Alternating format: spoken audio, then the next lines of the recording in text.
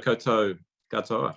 Nā mai haere mai. Welcome Territory 3 community to another Territory 3 Academy webinar, and it is my great pleasure, having just actually started sampling his products, to welcome Angus Brown from Ārepa, who's going to tell us his story and relate it to our founder community about starting something from nothing and taking it through to what looks like some early but phenomenal success based on where I can now acquire my new delight for keeping calm, crisp and clear.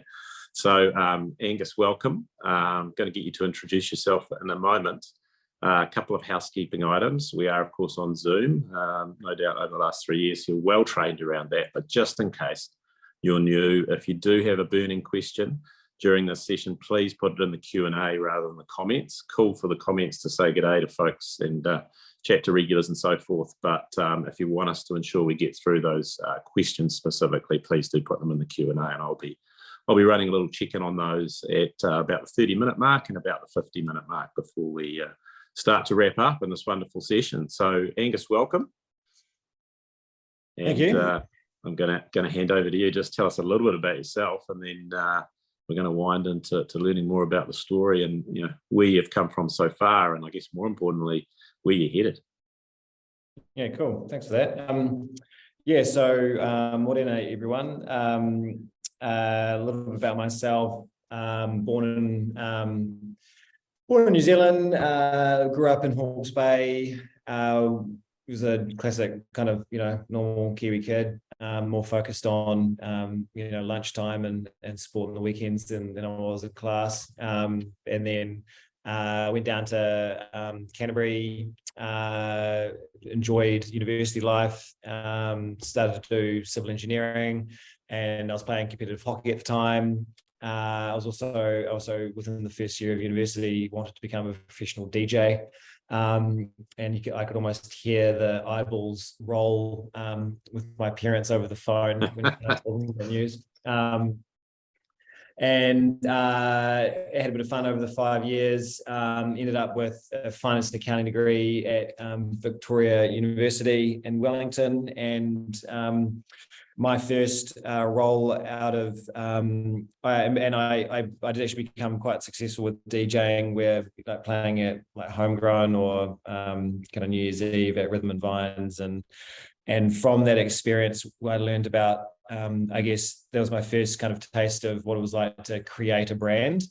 And although I'd finished up with a finance and accounting degree, I was still really fascinated with brand. And I thought, well, either advertising or fast-moving consumer goods would be the place for me, where my passion was starting to lie. And I chose fast-moving consumer goods, and my first role was working for Frucor selling V. I also at high school I lost a friend to mental health, and then in my first year of selling V, I lost 2 grandparents to brain-related illnesses.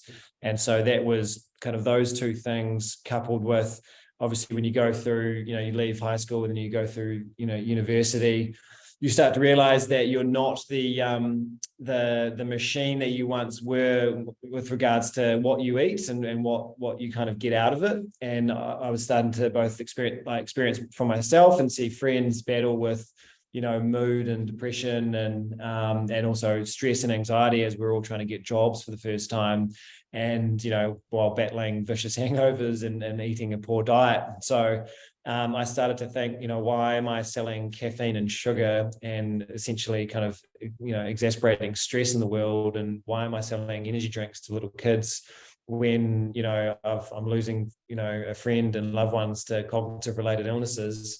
Why can't we create a brain drink? And so I guess that's kind of where this idea for Ārepa started. And I guess that's just like a little bit about me. Cool, mate. And, we've not met before, but I can... I really appreciate your candor there, but also I'm loving this conversation already, because one of my big beliefs in the world, after being on it for a little bit longer than you, is to build businesses with profit involved in them, because it's important, but also purpose. So I look forward to digging into that with you. So, this idea, so we've got an audience of founders, and a bunch of people watch this on demand as well. Can you take us through that? So you're in the corporate career selling the V, and you give us a little bit of a preface of that. But what were the steps to realise that idea based on the purpose and the drivers that you had, just to sort of kick off and actually put a placard above it and say, right, I'm now in the trenches. I'm now committed to this new venture. It was kind of I guess I must have always had an entrepreneurial spirit in me from like an early age. Like my first venture was picking up interesting looking rocks at Lake Tekapo and then selling them to the tourists that would come via the bus. And it's a pretty good margin product, rocks on the side of the road and selling them off for, $5, $10, $20 a pop. But I guess when, I was fed up selling V, but still working for Frucor, I, started to think, well, why can't we, for Frucor, guys, why can't we make a natural V without caffeine? Why can't we make something that keeps you calm? And so I was, as a salesperson, I was, knocking on the door of the R&D department, and this is a big company, and I was pretty young and probably should have, I was probably overstepping a few boundaries, but, I was speaking with some of the senior people in the R&D, questioning, going, why are we selling, just caffeine and sugar? Can't we make something that's better for people? And they said, yeah, well, it's kind of a good idea, but Angus, stick to your lane and just sell more V for us, please. And so I thought, well, bugger this, I want to try and develop something myself. And I had a few friends that through the university path, we kind of, over a few beers, most likely, oh man, we should totally get into business together, in the future. And so I reached out to a few of those people and said, hey, I've got this, I can see this potential. And I think at that same year, Red Bull had sent someone into space to do the world's highest base jump, and so I thought, this market is huge. I think I've got a good take on creating a brand. I think I've got a good idea about what it could be. Why don't we look to do it ourselves? And so I ended up partnering with a good mate from uni, who's now our co-founder and co-CEO, Zac, and he's a super talented industrial designer. And I said, hey, look, I want to develop this brain drink, but to convince people, I need some sort of imagery, to do this. Can you make up a futuristic looking bottle so that I can kind of take this as part of my pitch? And that was the first asset that we had, was this amazing 3D render of this bottle that looks nothing like what we sell today. But it was a really good inspirational I call it an asset that was helping me, sell the story into capability providers that we needed help from. And I remember kind of, as I was speaking to my parents about it, Dad sent me this article of Stephen Joyce had just commissioned this $30 million modular food factory out by the airport called the Food Bowl. And so I kind of just called them up, knocked on the door and said, hey, I hear this place can help, people wanting to make a new food and beverage product. Do you think you guys could help me? I want to develop a brain drink. And I was literally, apparently, the fourth ever person to knock on the door there, because it was so new, and said, yeah, sure. So we went in there in a weekend and spent way too much money, and we were pressing blueberries and mixing it with bark and putting it through this high pressure processing chamber, and it turned out to feel like jelly, and it tasted horrible. But we learned a lot, and then a job was going as business development manager at this food bowl facility, and I thought, shit, this is a pretty interesting role, essentially working for the government and food tech. I'm really interested about this space, but I don't know a hell of a lot apart from my own desktop research. I'll be super keen to apply. And so I kind of right time, right place, got the job, took a massive pay cut, by the way, went from, I think I was on about 75K plus a car as a 22-year-old or whatever, to like, I think 40K. But I knew that I had got in on this like really interesting, unique opportunity. And so kind of put the brain drink concepts on the back burner and chipped away on it more as like a hobby in the weekend, and like this kind of craft, like, you do a craft beer, it was like a craft brain drink. And I was just, developing the idea and working on the business case and meeting with potential investors. But during the 9 to 5 during the week, I was catapulted onto the forefront of what food technology is in the country, and helping companies big and small develop new high-value beverage products using our facilities and the engineers that we had downstairs, and learning shitloads.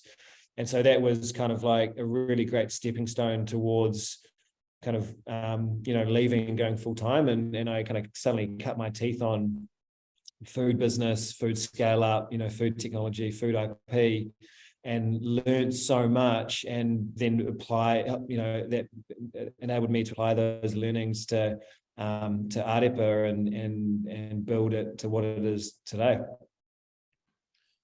One of the questions I always ask founders around that sort of initial stage, having been through it, and I think we all think about it, was there anything you would have, in an ideal world, done differently? I mean, obviously, if someone had just given you a pile of money and said, go and let your dream go free, but you had quite an intentional diversion there by the sound of things, just to learn a bunch of things, perhaps about the future product, or perhaps about something else, which is super cool. But anything else in that journey to sort of getting, I guess, to the start line that you do differently in hindsight?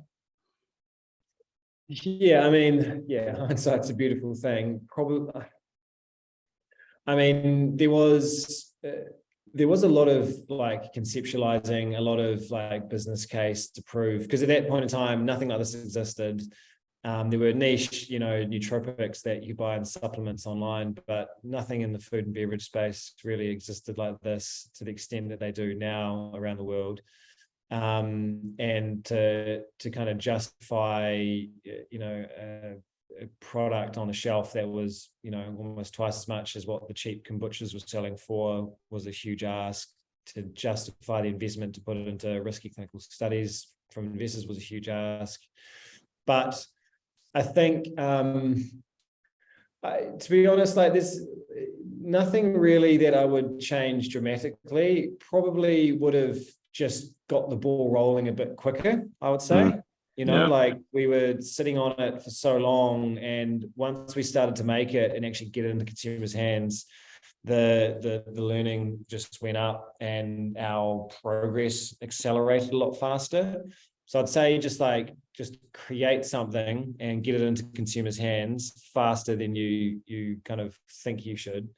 And the learning that you get from that is invaluable. Yeah, that makes a lot of sense.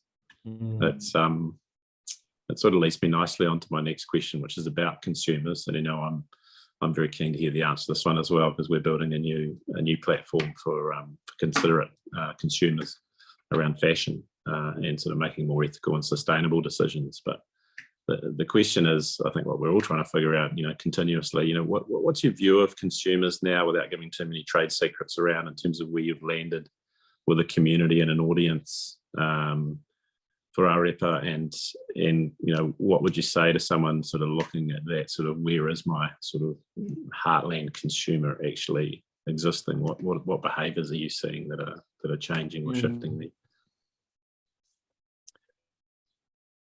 I guess for us, our consumers are pretty broad. We just did some more research last week, and there's like 6 kind of subgroups of consumers that we have, but it takes a while to build like a community of your dedicated fans, and to do that you need to do a heap of different things, and you need to have the right team in place. So for us, like we're a complex product, so education was really important. So we made sure that we were really present at trade shows. We were really clear in building an online community of like email subscribers, and having that online store enabled us to capture more online subscribers a lot faster, which meant that we could talk to more people online and share with them the evidence and the research. And having those kind of on the coalface trade show interactions, which we haven't stopped for the past 5 years. We've been pretty much almost at every trade show that you could think of, and it's almost wearing our team a bit thin at the moment. They're down at Fieldays, just getting slaughtered with patrons, stressed out farmers wanting products. But those, I think, like being able to have those dialogues constantly, speaking at events and then doing sampling in store and sharing, and then building out that community of fans who come to you online or come to you in store or come to you at trade shows, and just building out those relationships, I think is really important. It really then becomes game changing when you hire a marketing manager, because for a long period of time we were a very small team, sales, operations, and kind of digital online, and we probably lacked the capacity to really build out and do our own events. But now that we have a marketing manager, it's such a amazing resource, in the sense that we've got someone dedicated to hosting our own on-brand events, doing like more focused sampling into pockets of our demographics, whether it's the neurodiverse world, or whether it's the elite sport world, or whether it's the stressed professional working world. We can do more focused like sampling or activations with these consumers, and really kind of build out that relationship with them. You certainly talk to them on all channels, from social to email to phone call, to having a really good customer service person as well. So my mum's actually our head of customer service, and she loves it, and she turns around the most angry online shopper to loyal long-term yearly subscriber. And she just puts so much care and mother love into each customer, and and they really appreciate it, and they felt as though they've been heard, and often their anger turns into it's more frustration that they actually want the product and they want it delivered as soon as possible. And so and we took that learning around having customer service at like the center of your company, or treat them as the canary down the coal mine, and feeding back into your marketing and your sales and operations team to let the team know that, hey, people ordering the sample box are missing something, or hey, our cap's screwed on too tightly, or hey guys, did you know that this batch tastes funny? Having someone listening to consumer constantly and feeding that through makes us a lot more in tune and on the right wavelength with everyone. So I think that's really important. And then because we've created a drink that impacts brain function. 1 in 5 people on this planet suffer from a high cognitive stress, where we think we can really help them, but it's really hard to pick. They're not all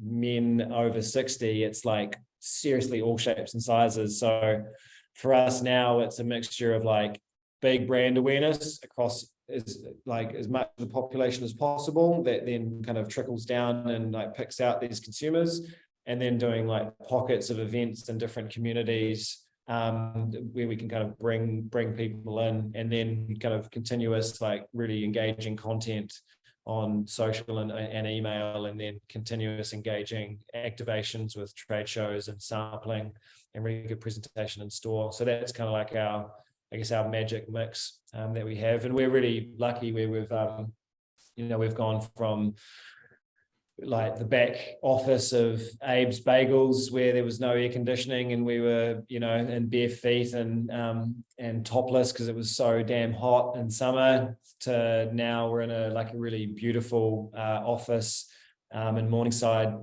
next to the spin-off, and we use this space now as a beacon for our brand, and we host events here, and that certainly helps to build the connectivity between online and offline, and also turn us into more of a real thing.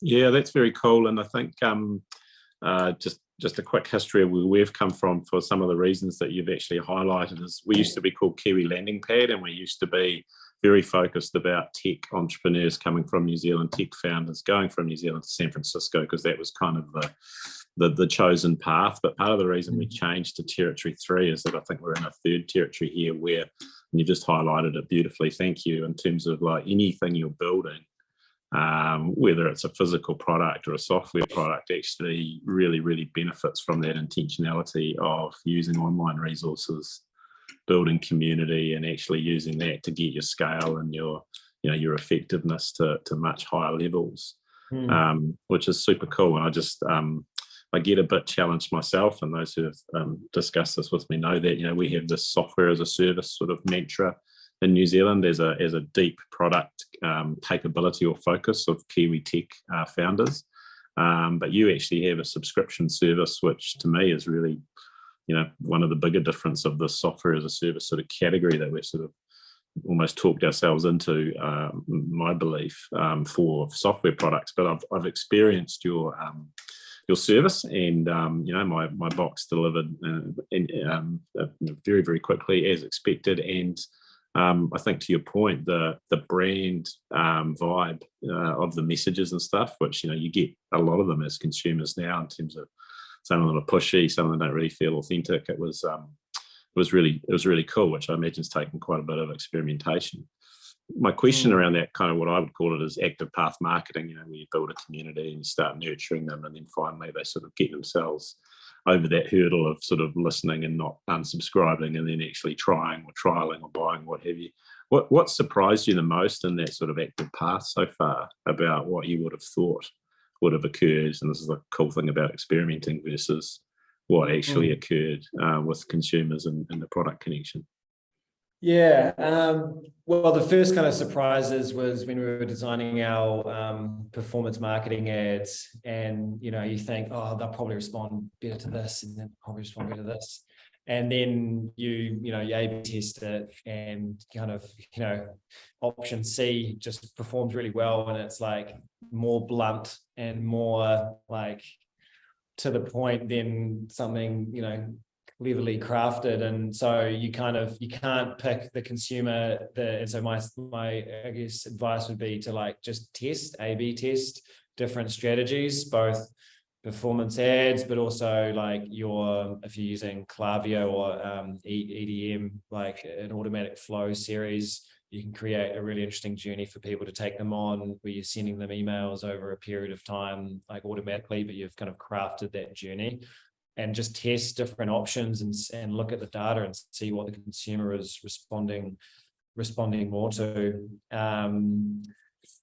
It's I think what else has really because we're so complex, and because we're not just a really easy to understand service or product, we just have kept it quite real, where the more people we do sampling to, the more we can educate, the more they will try us, the more there's a heightened chance of that 1 in 5 coming across us and feeling that effect and turning into net promoter. So we've invested heavily on that sampling side. I think we gave away 20,000 bottles last month alone, which is it's a $7 beverage. It starts to add up, but we know that out of that 20,000, 1 in 5 are probably going to feel the effects, and then maybe even 1 in 3 will be like, oh, I've heard of this. This is a brain drink. Hey, friend or family member who has cognitive concern, you should have this. So we know that I really, and with that sampling last month, we've had, when I say last month, it was October. I'm still thinking we're in November at the moment. But our month in November was our record month, and that was partly due because of our high amount of sampling in October and a really high amount of above the line marketing activity, which is starting to pay off. Using things like Tracksuit, which is a brand tracking software startup. It's been way better for us to actually understand the impact of our billboards or poster campaigns or sampling campaigns, where we're creating this awareness, but can we actually measure it in terms of what the impact is? But now with the software like Tracksuit, we're actually showing that we've increased our brand awareness from something like 4% to 11%. And we're like, yeah, we've increased that much, but everyone's like, holy smokes, like only 11% of our total addressable market in New Zealand know about us. It's like, there's still so much more to grow. And I think what distracts food and beverage and kind of product companies is that they go, oh, let's go export to, around the world, and their resources get kind of depleted, and their time gets depleted, and they get distracted, and they get spread too thin. Export market number one should always be New Zealand, because if you have a really profitable and sound base, if the whole world shuts down, that you've got still a good business here to rely on. So we've been really careful to spend a good portion of our time keeping to grow New Zealand. It's very cool, and it's normally my golden rule of what not to do, but I'm going to allow some product placement here. One, because a little bit later we're going to talk about founder wellness. And I think it's very relevant, having attested to it myself. And I think the more tools and things that people try, and some will work for them, some won't. But it's just super important to keep trying, especially the evil ones, alcohol and coffee, in my opinion. But look, around that sort of active path marketing, I guess. And it really is about engineering serendipity, isn't it? If I look at my journey to actually purchasing, it was, I think, a combination of maybe three things placed out there. Obviously, I think the one was in a Koru magazine like some time ago. One was another article somewhere where I forget. I think there might have been a piece on TV that I saw. So there were sort of three things in the background. And then my killer moment was speaking at Semi-Permanent, a conference recently, and I don't know whether they purchased or were recipient of one of your 20,000, but that was the first time I actually got to be in a position without, forking out $7 to try one. It was in the speaker lounge, alongside the normal soft drinks and stuff. And so that was kind of the serendipitous moment. The question out of that is, that's a lot of resource, and I imagine a lot of cash actually driving that. So you talked about data, but do you have any other top line suggestions for founders who are in that stage of saying, hey, we think we've got a proposition, that fits in a story that works. Now we're going to scale it out there with some of those more, scarier, expensive plays? Yeah.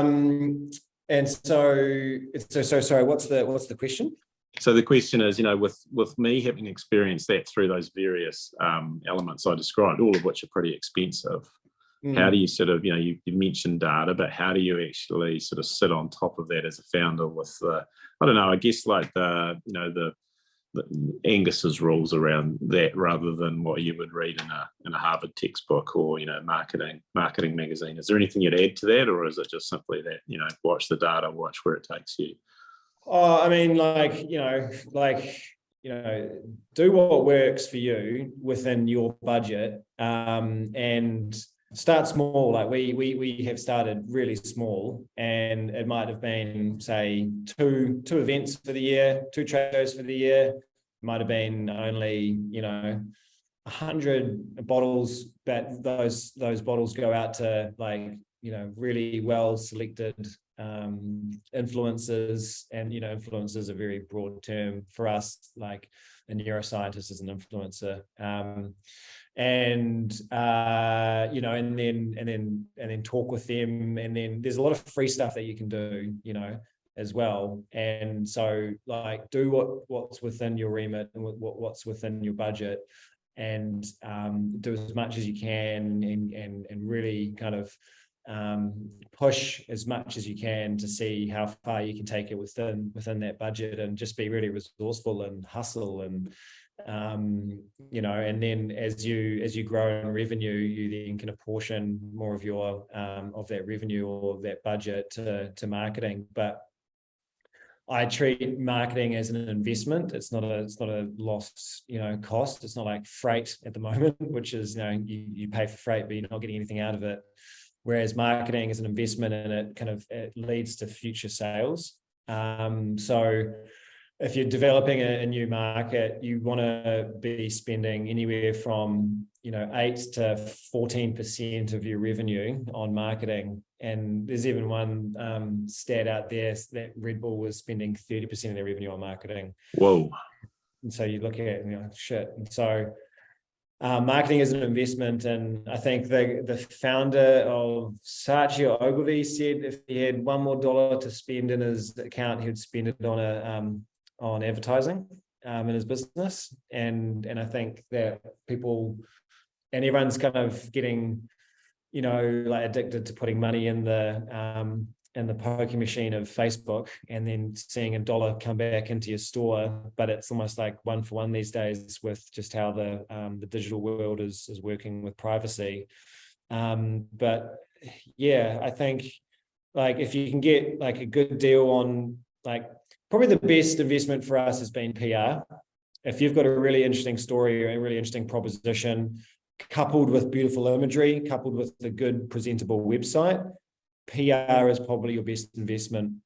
We paid, I think, $2,000 for when we first launched, and that, at that time I thought, man, that's so much, and now we spend $8,000 a month on PR across Australia and New Zealand, and we think we probably need to spend more in Australia.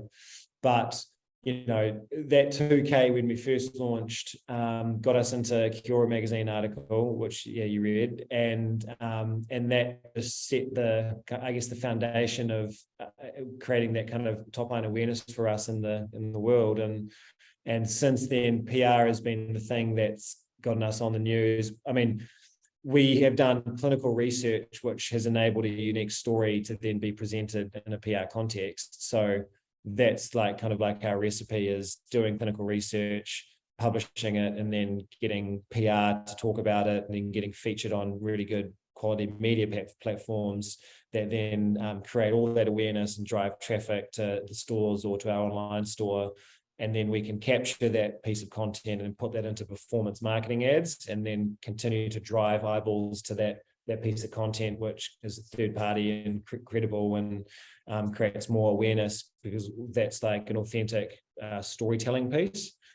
So yeah, if I was to put $1 in marketing, I would put it into PR out of almost anything, I'd say. Yeah, cool. Very cool. That's exactly what I want to ask. Sorry for being unclear in the question. No, that's all right. Often these marketing ones are like that kind of they are hard to kind of clarify, because everyone's got different views and ideologies of it all. Yeah, 100%. I think the point that you made, in my language is, I don't actually talk about marketing much. I talk about creating demand. And I think that that last point really resonated with me. I mean, that PR, and I see this a lot, more for the emphasis to the community of founders. We have office hours, we do a bunch of things, and they've got a great story. But what you mentioned there is also having the assets to back it up, in terms of, slick, even doesn't have to be a website, even just a landing page, and sort of experiences for that person who's hooked on your story, maybe through some PR that then goes and does what everybody does, which is a background sort of check on how everything else feels. And I see too many of us just not focusing on those assets, and you can't wait once you've got the PR out there, right? They're going to go. No, you got one chance at a good first impression, and also you don't want to create demand if you don't have the distribution points. So especially for FMCG, you want to. There's not much point creating demand if you don't have some good retailers on board, so that people can actually find you. It's different, obviously, with software and technology, where you're just driving everything to your website, perhaps. But for people who actually create products, you want to make sure that you're found in your local New World or Countdown, and when you create that press, make sure that in those comms, it's like, and you can be found at, New World or Countdown, as well. Isn't it amazing how many people don't put that sort of call to action, like where, or I was just booking something down here yesterday, and there was just no content. There was no sort of, that sounds really cool. Now, where do I go to kind of experience it right now? And we, with our billboard content, we even have our partner retail logos on the bottom of the billboard. And what that does is, like, those brands have got a lot of equity in them, and it kind of leverages your brand up, alongside a New World or a Countdown logo. So it gives your brand credibility, and also tells the consumer, oh yeah, that's where I can find it. So I think that's really important as well. And so if your companies have got like either a certification or they're onboarded on the Apple Store or whatever, like having another brand that everyone knows is associated with your piece of content, it gives it more credibility. Yeah, very cool. Folks watching, we've got about 20 minutes to run, and there's 3 things I've got on my list to cover, just so you know, and everything else you'll have to generate yourselves through Q&A. I want to cover Angus's views on founder wellness. I'm going to give you a bit of a placeholder on that, because I don't want the meat. I think you should talk about Ārepa and what it does, because it kind of plays into both, but you choose which way you answer that one before this first question, to make it not sound as much like that. From my point of view, you can do what you want, really. But the question before that is, you're talking about record revenue. Awesome, congrats. November. This has obviously cost you a bit of cash. Have you raised capital, and what are your thoughts on that process? Yeah, I mean, probably the thing that I would do differently, I would have raised more at a higher valuation earlier. Right. We were pretty naive, and we were just doing small raises, and then suddenly we found ourselves quite diluted, and it's like, man, and looking at comparatives around the world, we're like, oh, we're kind of undervaluing ourselves. So we've had to kind of rejig it with some options for myself and our co-founder to kind of reset the previous dilution that we did on the previous rounds, because we're still proving out that concept, but we actually had some quite significant clinical research behind us, and the investors probably just didn't quite realize at the time, like, what that was meaning from how the founders were sitting on an equity perspective, and what was a meaningful amount for us to have. So that would be I would raise more earlier, and then, but I'd also be careful about your own equity, and make sure that you do get options if there is dilution to come, to maintain an appropriate amount of founder equity. And anything from, like, the founders should have at least 40% of the company, in my mind, ideally. And then in terms of raising capital, so we did a couple of, like, friends and family rounds, and then we've done probably 3 significant ones, which is in the vicinity of a couple of million. So we did like a 2 million, a 3 million, and then a 4 million over the period of, I'd say, 30 months. And we've always been like, oh, then we'll do the Series A, but we've kind of we've brought on the minimum amount to keep the dilution at bay, and we're trying to do really effective capital allocation and grow to a far better position, so that the next time we can raise at a much higher valuation, and we don't need to burn as much. I think it's gone of the days of the the WeWorks and the Casper mattresses that raise hundreds of millions, and they might get hey, we brought in 300 million in revenue this year, but we spent 200 million to get it. It's just like, it's stupid. I mean, it depends on the repeat purchase and what your subscription loyalty is like, and your churn rate. But yeah, our kind of thesis is we've raised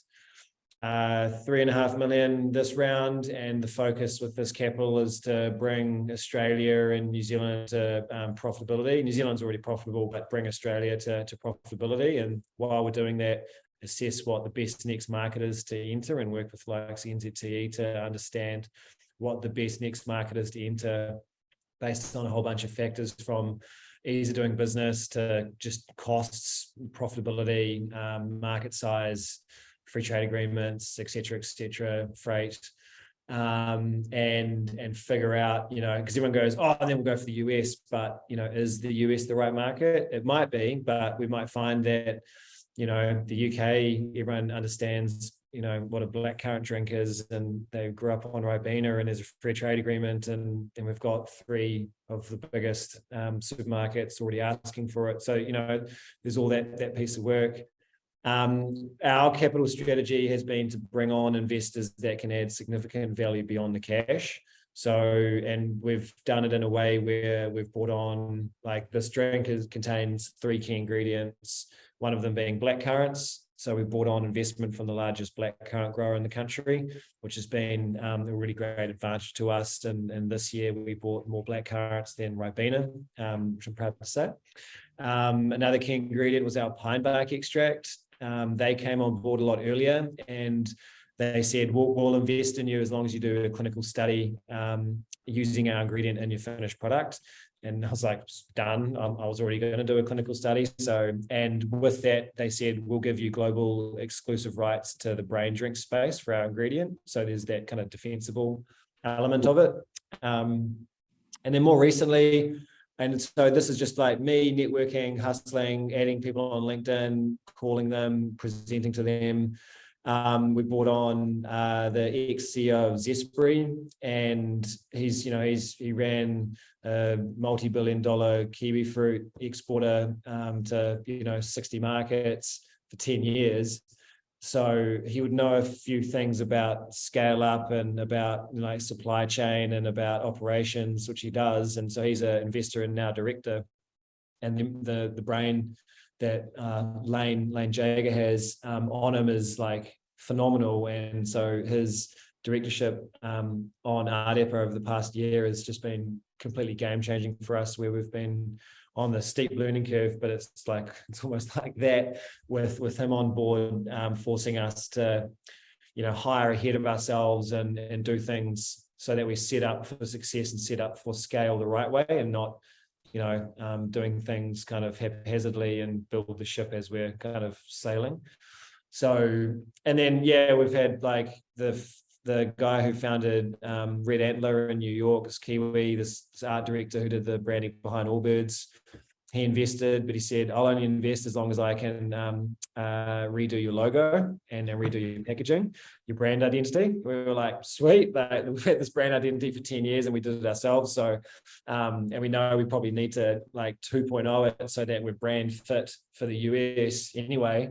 So it was a very, very easy investment deal there. So we've been really, really careful to see who else is like, what's the added value of this investor coming on, and what's their incentive. And we've also said no a lot, and we've also held off on we've had probably 6 of the top 20 food and beverage or pharmaceutical companies on this planet register interest with us, and whether it's like a small investment or M&A or like JV. But Lane, when we were younger and earlier, we were like, we've just signed an NDA with insert name here, and then we're like, then we could sell to them for 100 million. But now with having Lane on board, he's like, guys, we could potentially build $1 billion business out of New Zealand and keep it New Zealand owned. Like, they often tell these companies to fuck off, excuse my French, and because they'll extract more value from you, and and you'll sell yourself short. And so that's really helped to lift our gaze a lot more and be a lot more protectful about what we're actually sitting on and building here. I've got to dig into that last one in terms of what we generally as founders don't do. How do you say no to an investor? You just like, thanks, it's just not right for us now, or you just don't reply, or you just like, you don't push it. Like you can get really distracted, and I think you just need to set your strategy and stick to your strategy. And once you set your strategy, then everything else is just like falls by the wayside, as long as you're focusing on that strategy. And so if the strategy is to find 3 investors that can contribute up to $1 million, that 3 of them have got, you know, different benefits beyond capital that can be valuable for the business, then just go out and find those 3 people, and then nothing else matters really. Yeah, cool. Moving to the wrap up, really, we've got a few minutes to go. I wanted to talk to you, as I say, I was still conflicted in my head how to approach the 2 things. So I'm going to leave it open to you. But the questions are, you know, how do you approach founder wellness, and what comes to mind when you talk about that, and what are the main features of Ārepa, not just when it comes to that particular sort of marketplace, but you know, how does that fit into, you mentioned at the start, and I do remember these days as well, of university, fish and chips and quite a lot of beer and lots of stuff that you didn't really take care of you. So that's the mishmash of the questions. Answer them in whichever way you feel fit and appropriate. Yeah, I mean, you like burnout is a real thing, even for our guys here. Even though we've got a drink that can help them mentally, there's only that's to a certain point. But beyond that, it's really focusing on like there might be some evenings where you work really late, but you should also balance that out with having a sleep in and heading into work at 10 a.m. if you need to. Or going to bed a lot earlier. I like going for a run is a really cathartic way for me to, I guess, wash out all the stress and cobwebs, mental cobwebs. So you know, doing exercise is a good, I think, or just doing a mindfulness, whether it's breath work or yoga or meditation or just simply going for a walk around a lake, would be something that, you know, just listening to music. I find music really therapeutic. Is really important. And, you know, when I was single with this company, you know, there was certainly, I was socializing a lot more, but like now I've got 18-month-year-old boy and so the lifestyle has certainly changed, and the requirements have certainly changed, but it's just like sleep and diet and you know, looking after yourself. What you put in is what you get out. So eating a healthy diet, getting enough sleep, getting enough exercise, it's as simple as that. And then reaching out for help if you're not the capable person to execute the function that you're currently trying to, like, whether it's finance or marketing or sales, either hire someone or find someone that is better than you at it to help you execute it, because you could spend 5 hours in the evening trying to do one hard thing on Excel, or you could find a friend or someone that you know that's a weapon and they can do it in 5 minutes, and then, you know, it's no sweat off their back and saved you 4.5 hours. So having a good board of advisors and then hiring the right people that are far better than you in the departments that you need them to be experts at is certainly helps to reduce that overall stress. And having someone that can run your finance function earlier, whether it's like your chairman or whether it's your like a part-time accountant, you know, financial stress is one of the hardest stresses for founders. And then after that, it's team. And so having a good, like, we're only 20 staff, we've got a part-time HR manager now, and that's making life a lot easier for us, and it's helping us to help our staff a lot better, which is really good. And then we just say, you know, like, don't have too much coffee, don't have too much alcohol, you know, everything in moderation. And then in terms of what we're doing, our research is around like 3 things primarily: how Ārepa can increase cognitive function, and it's primarily under different types of stress, whether it's physical, mental, or environmental. How Ārepa can improve brain health in the long run, and then how we can boost the immune system, because we think COVID in this day and age, people want that functionality built into anything really. You know, you want something, whatever you consume, you want it to be good for you, both your brain and also your body. Things like Red Bull, it might be good for your brain in the short term, but it's not good for your body in the long term, or your brain in the long term.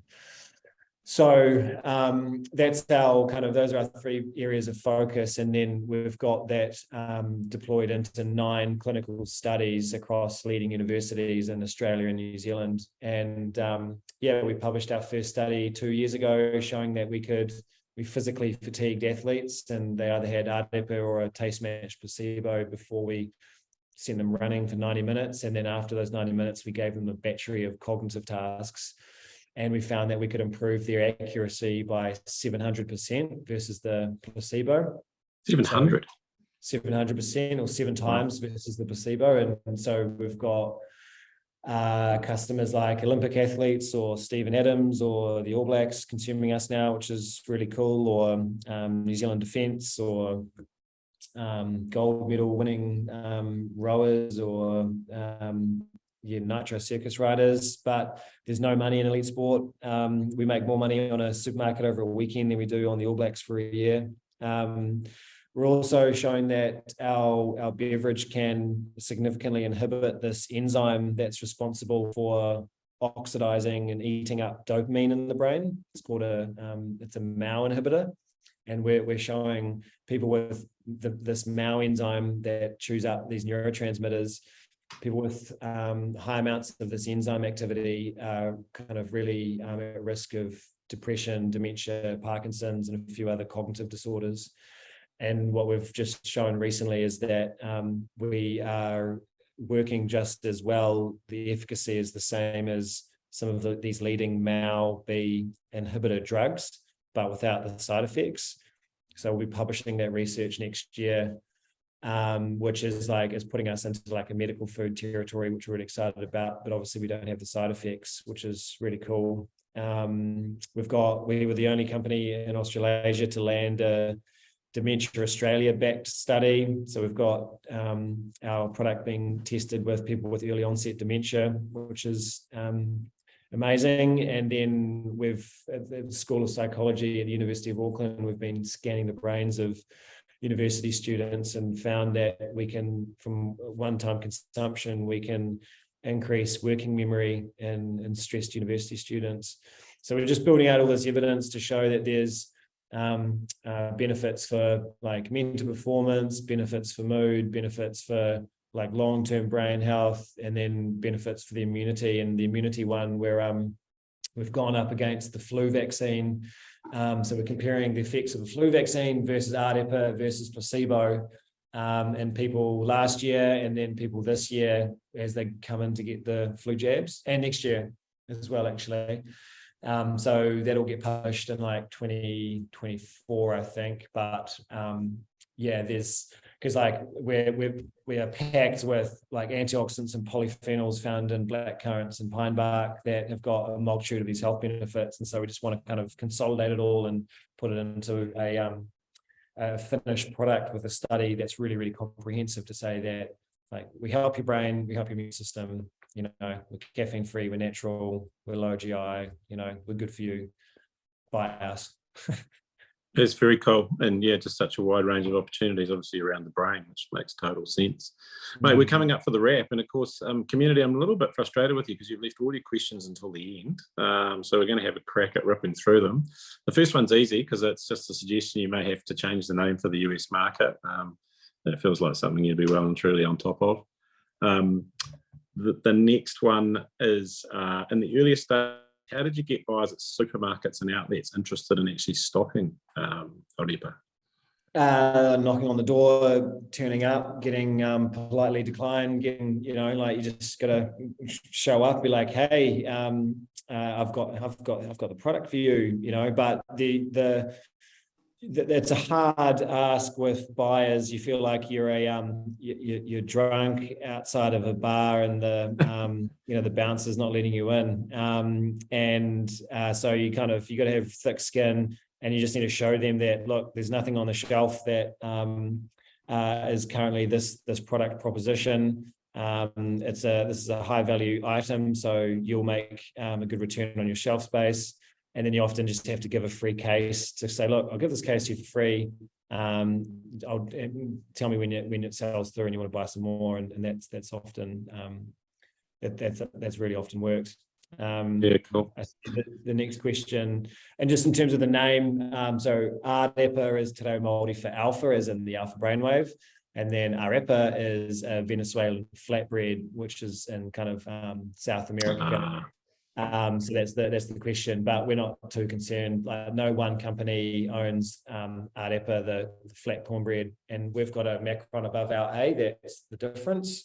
So we're just owning it. I mean, it's kind of like, I don't know, Apple computers and Apple, Apple. So it's just something that we've got to deal with. In terms of how do you protect your brand from copycats? So we've actually got our first clinical study. We showed a unique benefit, which we've patented. So we've managed to create a patent around the combination of our ingredients for improving mental clarity, and that patent has got some kind of flex with it. So there's actually a copycat in the market now that I can't name, but we're kind of our lawyers are speaking to their team at the moment, enforcing our patent, which might change things. We also had another copycat just completely rip us off from a look perspective, which is harder. I mean, you go to your trademark sorted.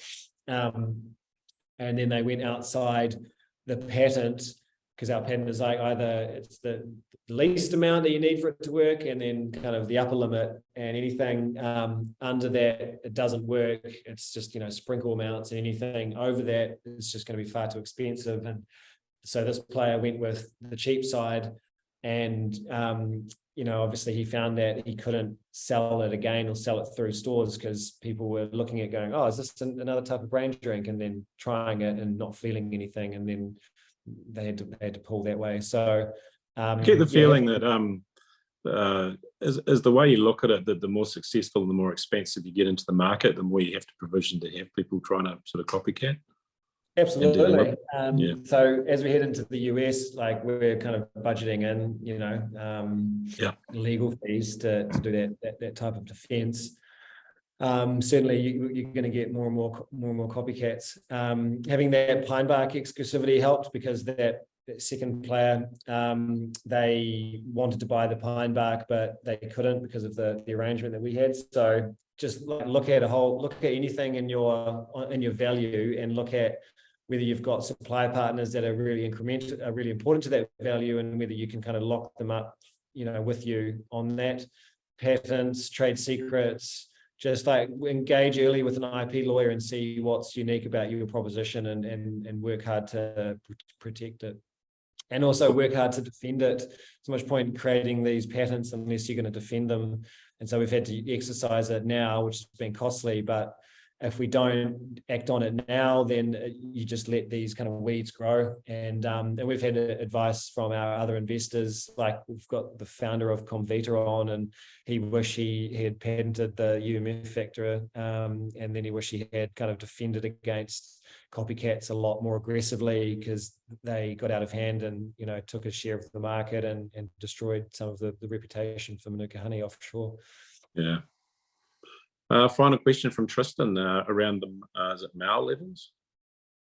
You can, if you buy an assay. You need to take bloods to be able to do it, and you can't directly measure the MAO enzyme. You have to take things like prolactin, which is a byproduct. But we're doing heaps of clinical research at the moment. So if you want to join and be part of the next study that we're doing testing MAO, reach out, flick me your email, and I can connect you up with the scientists at Plant and Food Research, and we can connect you into one of those studies. Very cool. Mate, our time's up, and I'm going to give you the last word in a moment after some housekeeping, but thanks for being a trooper and coming on here relatively quickly, actually, and really after a pretty random reach out on LinkedIn once I started enjoying your produdt, just to connect you into the founder community. It's in the power of LinkedIn, and I think that's the most valuable tool for entrepreneurs, is you can access anyone in the world and know who they are, and use that to your advantage, because it's a free resource. 100%. Folks, I hope in the community you've enjoyed this talk. I certainly have. And if you've got folks that you think should hear it or think that they would benefit from it, remember it will be on demand on territory3.community/academy in about 90 minutes.